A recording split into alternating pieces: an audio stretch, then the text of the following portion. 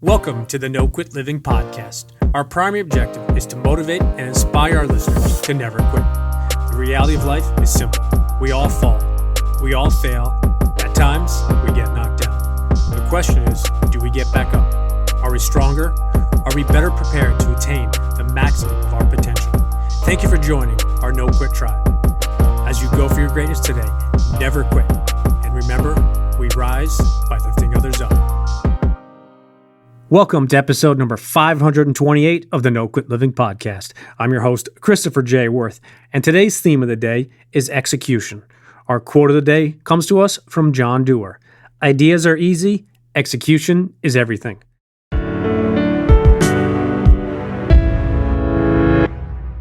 A couple weeks ago, I released my newest book, Process Before Results, and we would appreciate you supporting us by grabbing a copy. If you are looking to level up in life, sports, or even business, you can head on over to Amazon.com and pick up your copy, because real success doesn't start with the outcome. It starts with your commitment to the process. It has been quite a few months since our last guest episode, and I think you are really going to enjoy hearing from today's guest, Gregory Vetter. His candor is inspiring, and he's got a great business story. I hope you enjoy today's episode. Greg, I'd like to welcome you to the No Quit Living podcast. I am happy to be here. Appreciate it. First question we ask everybody is, are you ready to positively impact at least one person? I know the answer, but I still have to ask it. Well, hopefully, I hope they get some positive impact out of it. They definitely will.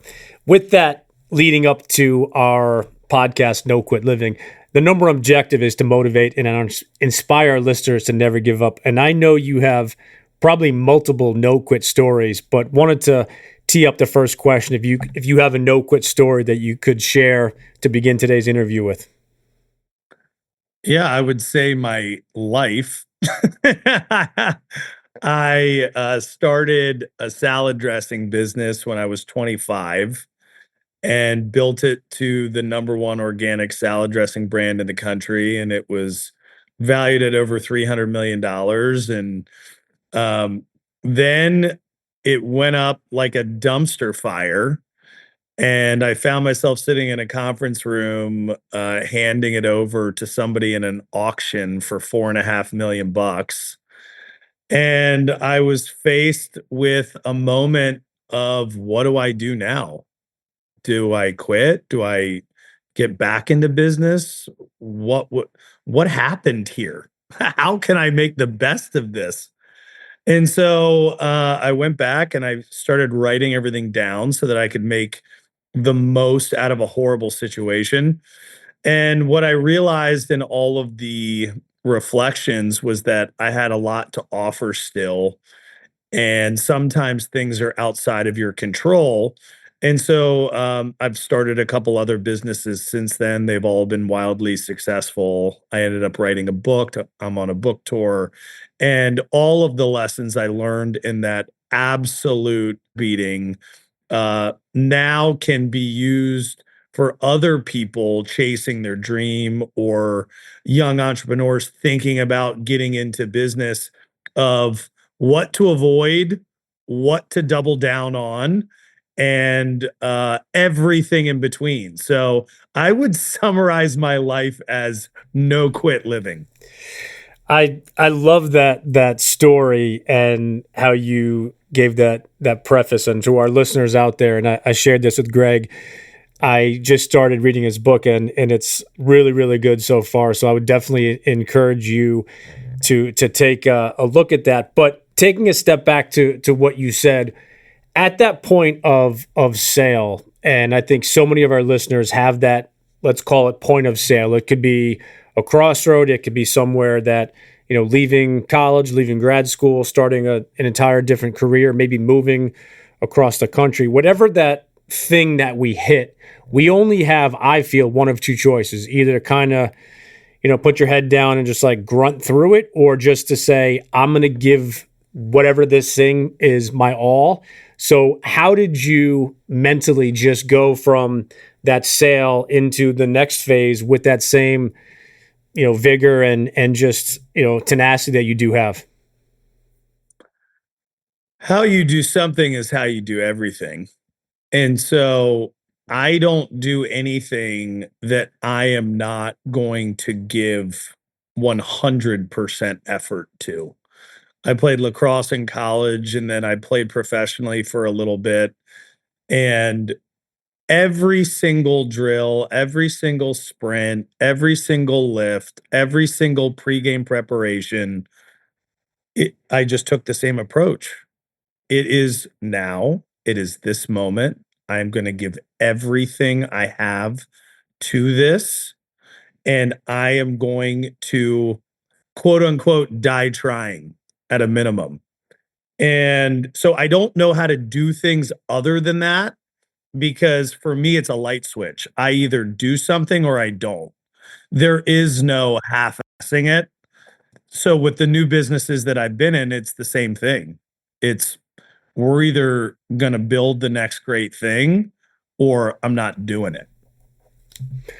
I think that is such a powerful, and I've never heard it at that light switch, but I've heard, and I'm sure you have, is if it's not a hell yes, it's a hell no. And to be very transparent, I was definitely guilty early on in my post college career of trying to do a lot of different things, and not because I wanted to do a million things, but I think it was along the lines of, did I have that fear of, am I going to miss out on something? But I also didn't want to upset people and friends and potential business opportunities. So I think early on in my career, I said yes to a lot of things that I definitely should have said no to. And as I look at some of the most successful people in all walks of life, you know this because of your success. Multitasking is probably one of the biggest myths out there.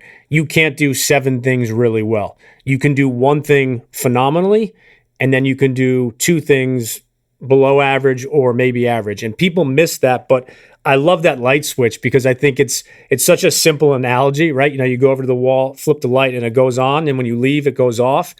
But you know, you can't stay in the middle where it's like on, off, on, off. And I think so many people kind of stay in that limbo situation where they're trying to juggle too many things, and eventually, I think everything probably falls.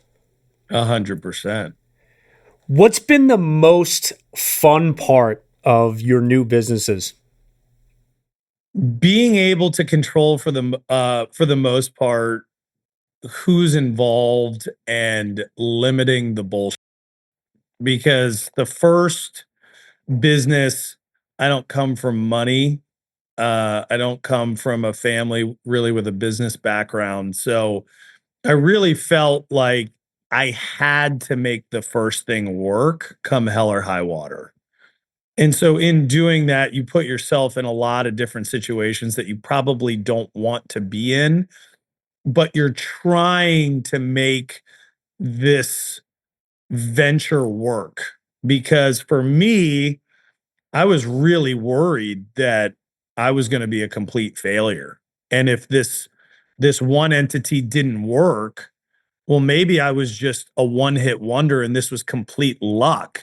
And if I didn't make this first thing work, I was never going to get another opportunity to do that. And so I think the best part of all of the stuff I'm doing now is I'm making sure I enjoy it. I'm making sure I'm working with people. When they call my phone, I smile. And if that's not happening, I'm working very hard to fix that. Whereas before it almost felt like an obligation. Like, oh, okay, this guy's calling me and I don't really like him, but I need his, expertise in this area. And this is for the shareholders. And, I have too much invested in this where, I can ignore that call. And the next thing you know, your life sucks. And so now everything that I'm doing for the most part just makes me smile. That's awesome. And I think you talk quite often in some of the stuff that I've seen, and I know you've been traveling and speaking, and obviously with the book tour. But I think entrepreneurship is something that I remember when I was in college, and we happened to go to the same college but different times.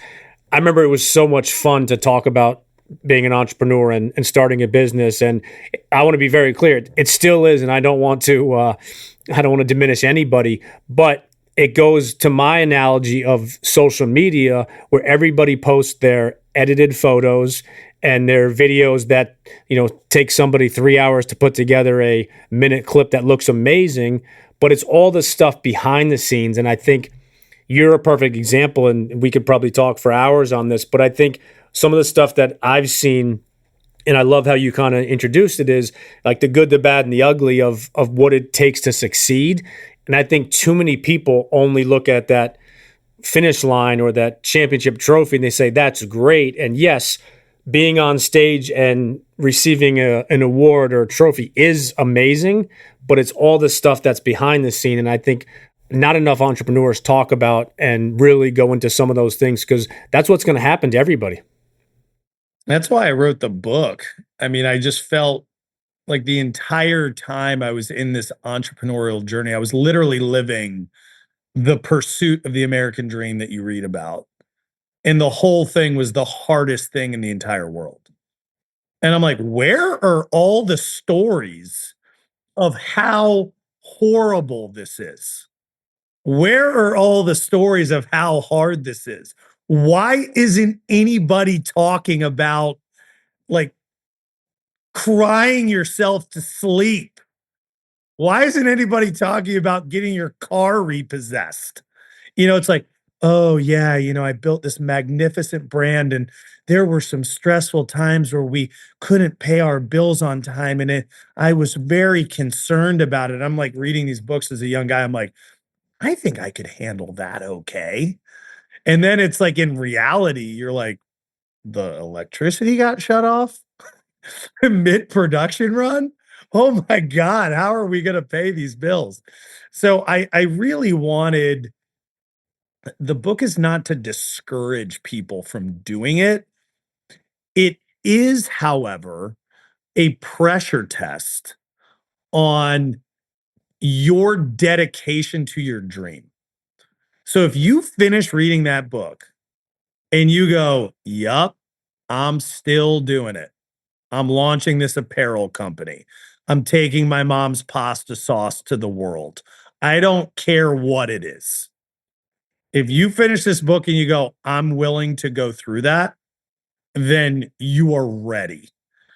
If you're a quarter of the way through and you go, there is no way I'm going through this nonsense for, my soda invention or whatever the hell it is, don't do it. Do not do it. But what I want to have happen is I want people to be more prepared. Ask the questions. Be prepared.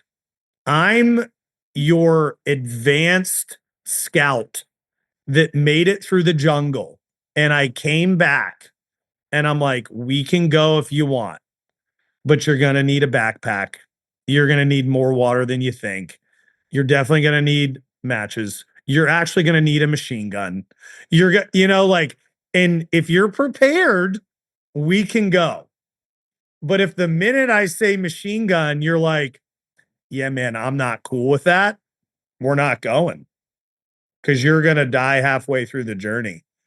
And that was the thing that, I'm halfway through and I'm looking at my library in my house and I got every freaking business book you could ever read ever.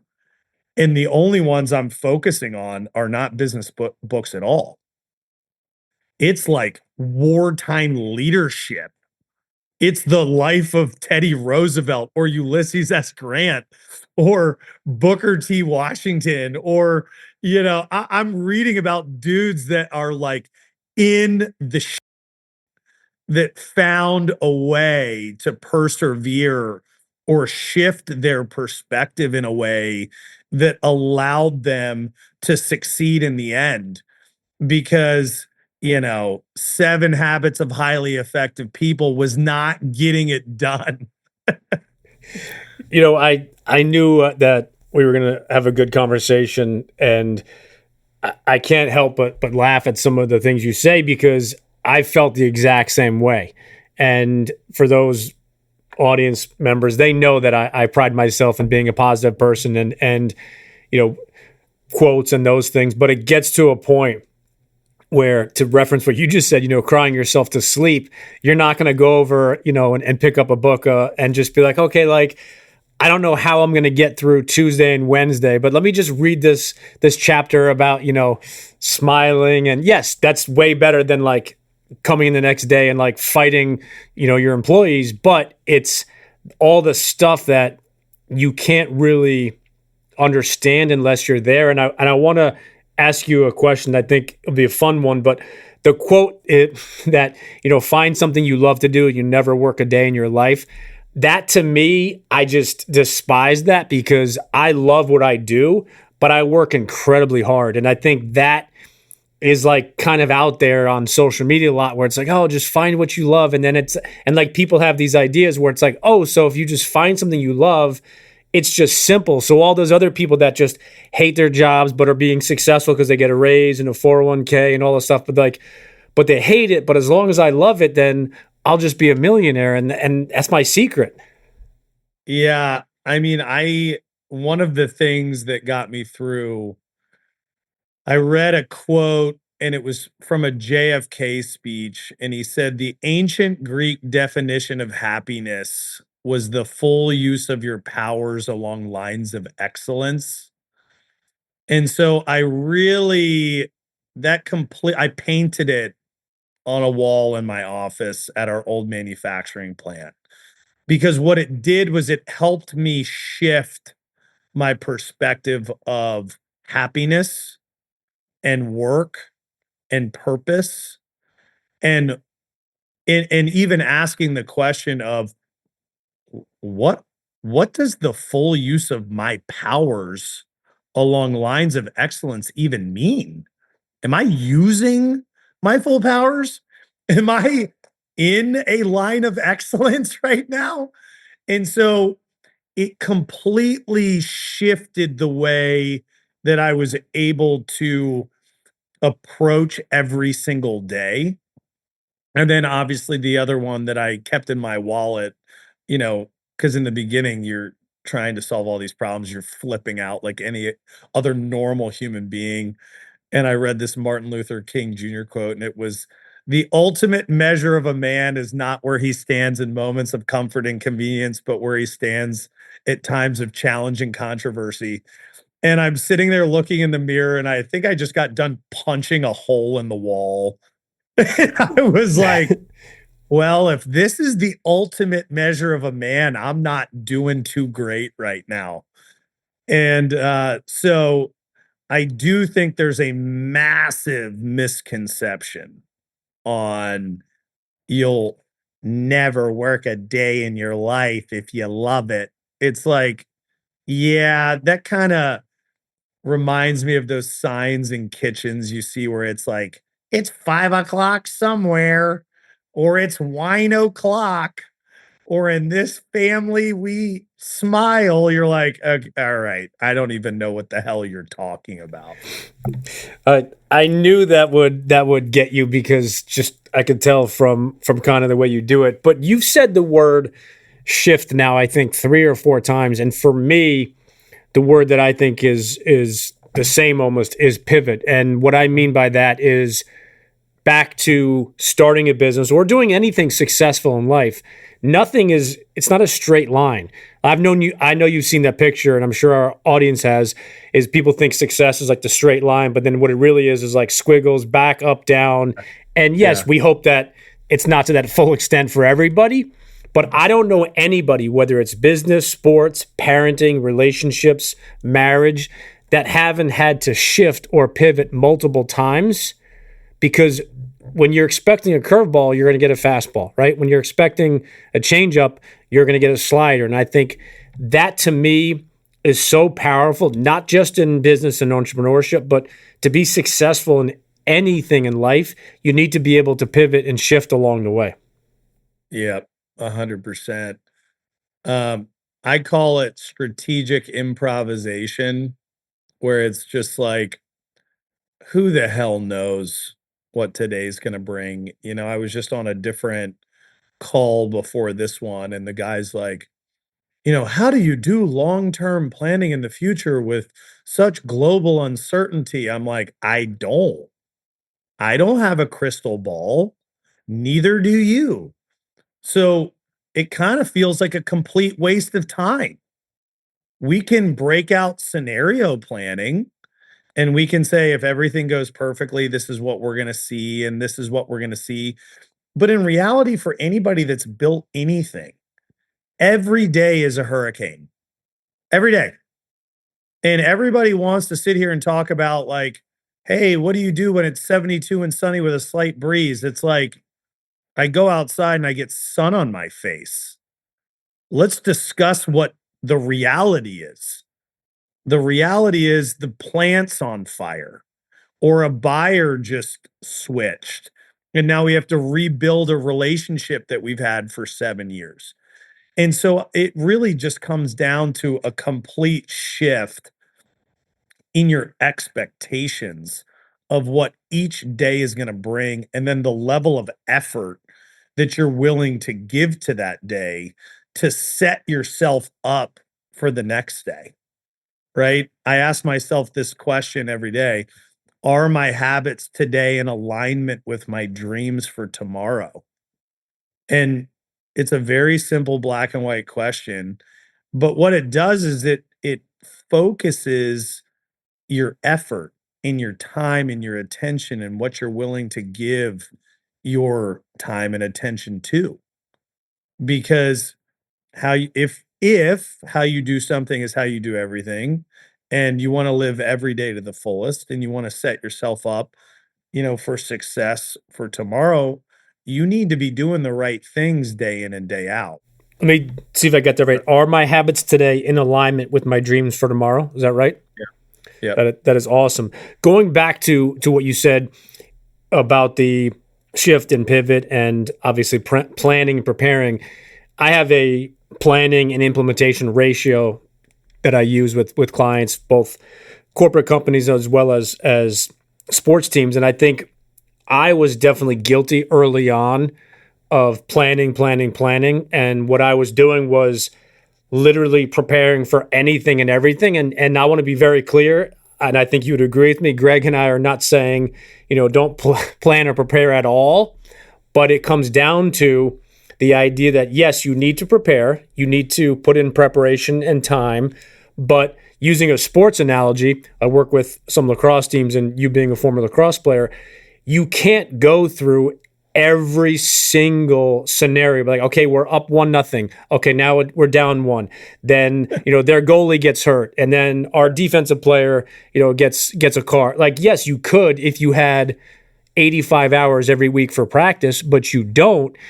And it's that George Patton quote that I'm definitely going to fumble is: terrible plan violently executed today is better than a perfect plan at some point in the future. Now, I know I didn't say that remotely accurately, but that to me is not just business and entrepreneurship, but that's life. Because I think you said it's every day's a hurricane. Now, there are different levels of a hurricane, so hopefully it's not a really terrible one. But I think so many people go about most things in life, and especially business, as, I have a plan and it's going to go the way because I prepared for it. And yes, you might have a great week, a month, you might even have a great year, but things come about. Look back at the pandemic of 2020. Everybody, got thrown curveball after curveball, but the most successful people were the ones that were able to shift and pivot during those times.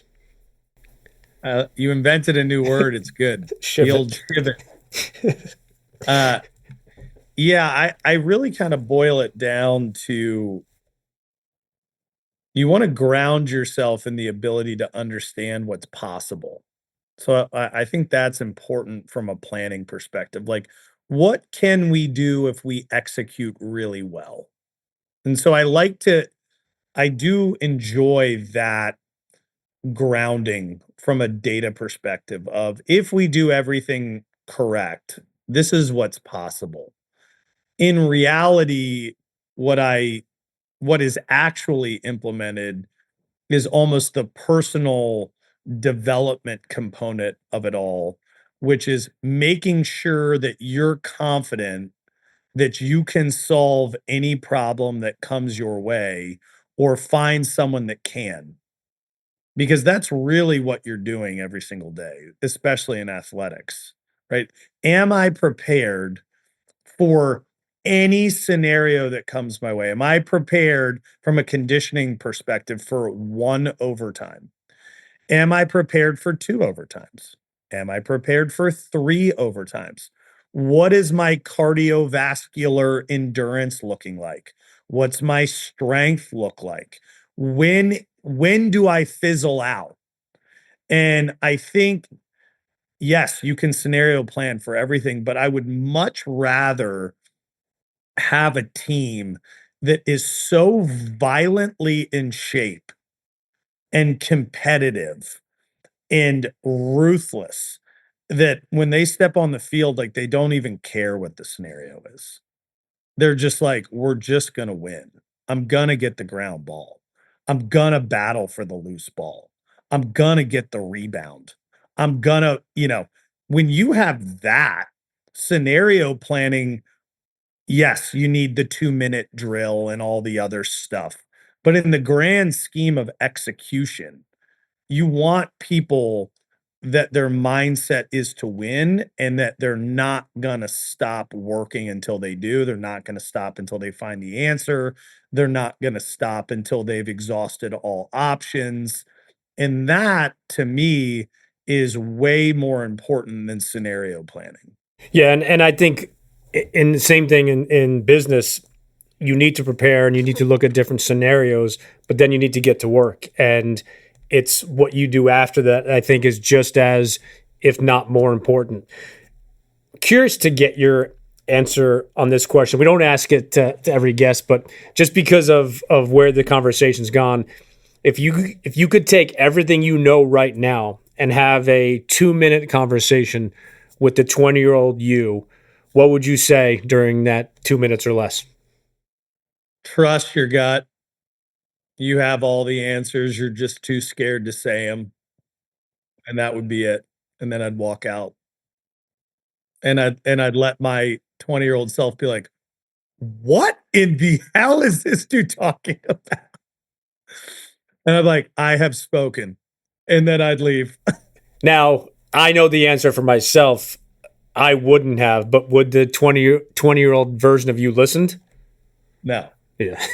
I knew we're very similar to that because people ask me all the time. They say, "Oh, you read a lot, you do a lot of these things." And I've been asked that question almost identical or similar to many podcasts. And I always give a good answer. And sometimes I'm like, "Well, would you have listened?" And I said, "Absolutely not. I probably would have said some colorful words that I'm not going to repeat." But that's the value, I think, where people also miss in today's day and age of technology has shortened so many things in life, but what technology can't shorten is the experience.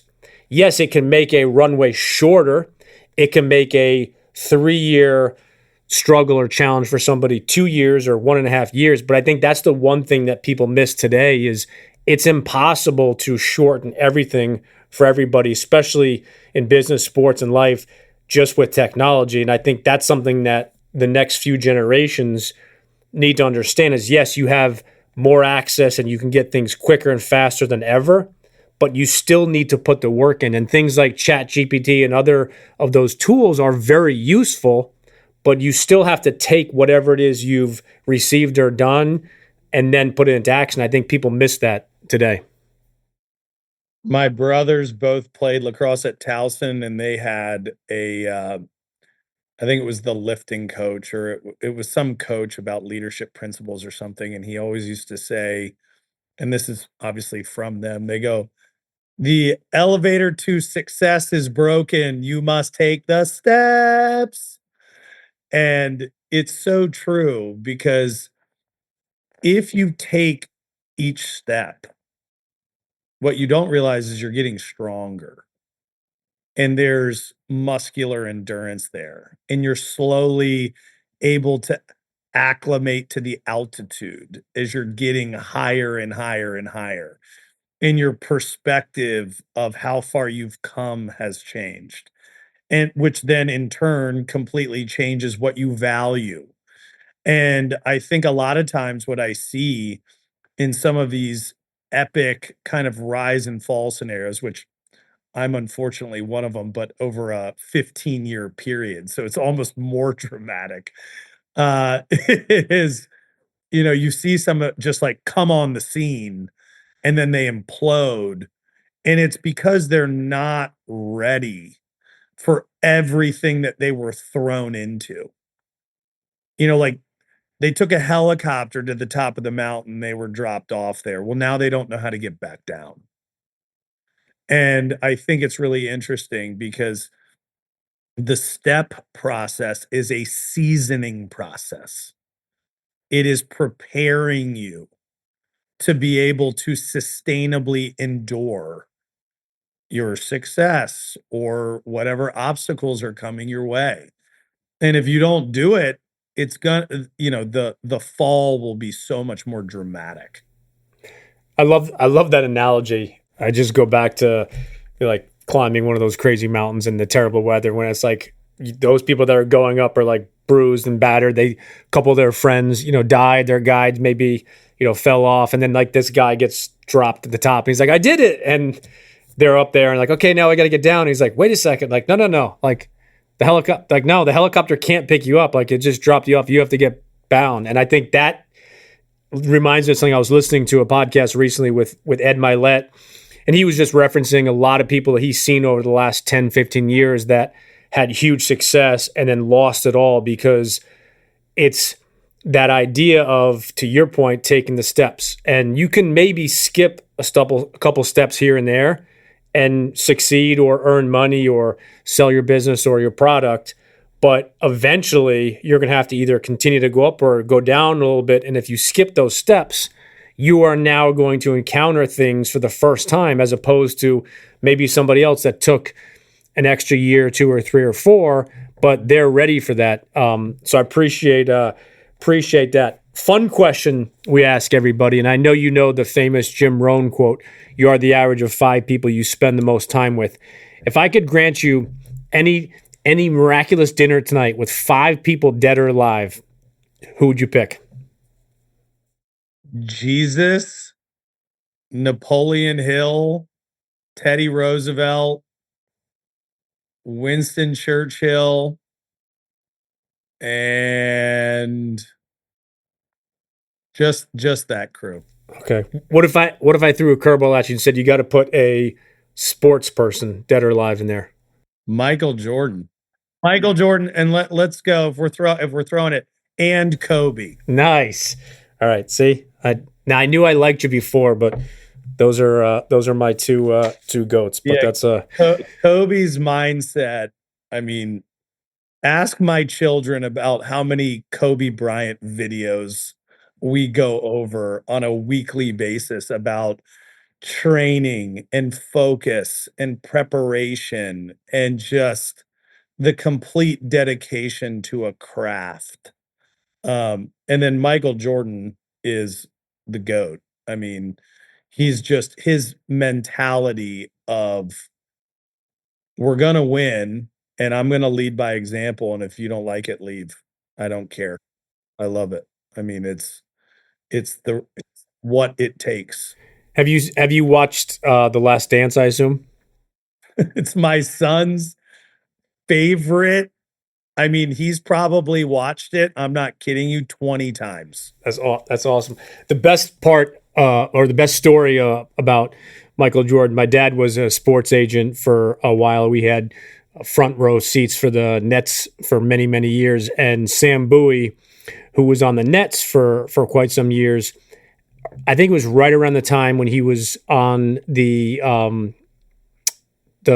Portland Trailblazers. He was a free agent, and Phil Jackson brought him in and basically said, "Hey, would you help recruit Sam Bowie?" And Jordan said, "Sure, no problem." So Phil and I guess and Reinsdorf were all excited that Jordan was going to get on the call, and basically they were talking, and then I guess the story is I think they conferenced him in, and basically Jordan was like, "Hey, if you want to win," and Sam's like, "What?" He's like, "Do you want to win?" And he was like, "Yeah, I want to win." He's like, "All right, then sign with us." And that was like literally it. But that's the epitome of Jordan. Is he wasn't a great teammate in the sense of like hanging out, having barbecues, and doing that. But what I loved about that story or the movie or the documentary is that he didn't ask anybody else to do anything he wasn't willing to do himself. And that, to me, ironically epitomizes what it means to be a successful entrepreneur.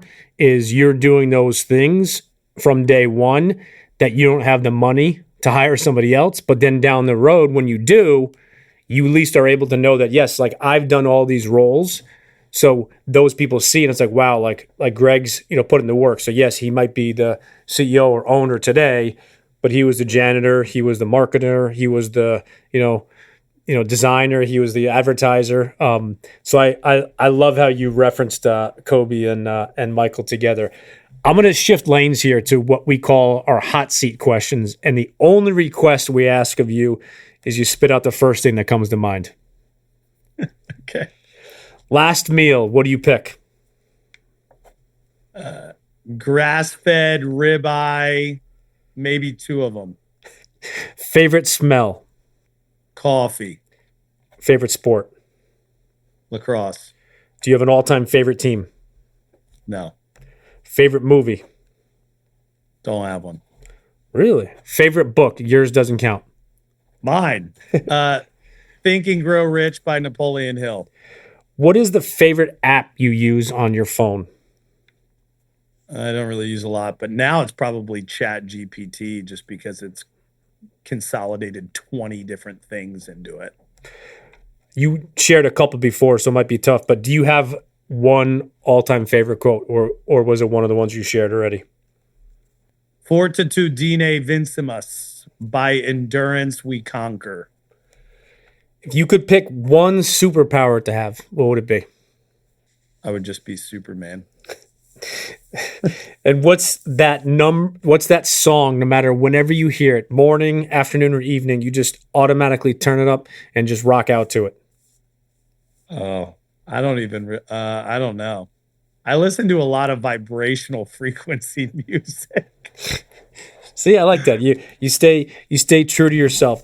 So we release only on audio, but I'm holding Greg's book up, Undressed, and I wanted to ask you, please, if you would not only just tell our listeners where they can find out more about you, but obviously the book, and for anybody else that would like to maybe connect with you and or your businesses. Yeah, so if you go on gregoryvetter.com, you can buy the book on Amazon or Kindle or Audible. And then I'm on social media, GL Vetter. And then I'm on LinkedIn just with my name. And last question we have for you is the same we ask everybody, is if you have any parting words you'd like to leave with our listeners today. Do it. I love it. Well, listen, I appreciate you jumping on here. And for our listeners, if you're not following Greg, make sure you do that. And if you want a book that tells you not just the easy fun, but actually talks about the realness, I would definitely recommend you grab Greg's new book. But I appreciate you jumping on here, and I hope that we can connect again soon. Yeah, thank you for having me.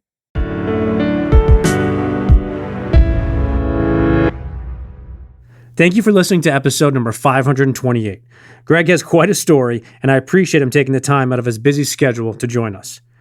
Greg said one thing that I think we can't hear enough. How you do one thing is how you do everything.